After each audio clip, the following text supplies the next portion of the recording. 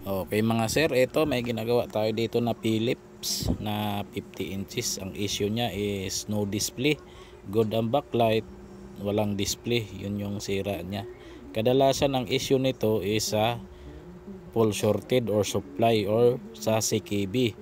Yan, na check na po natin. Ang may sira niyan is sa may mga clock signal, mga CKB to mga LC1, LC2 yan.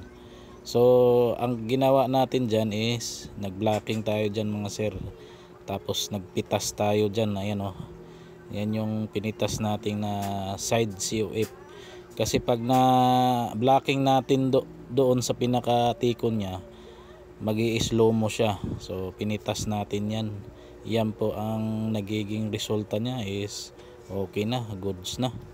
So kung ganyan ang issue ng TV nyo mga ma'am sir, walang display, good ang backlight, so PM lang po. Nag-home service po tayo around Quezon City, Pasay, Cavite.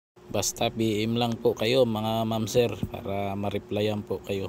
Ayan, natis na po natin at naobserbahan na po natin ang unit kung magiging okay na siya. Shout out pala sa mga solid supporters ko dyan. Pa-follow and share na lang po mga sir, para pag may mga videos tayo na i-upload, may matutunan po tayo. So ayan, successful po ang gawa natin mga ma'am sir. Salamat po. Thank you.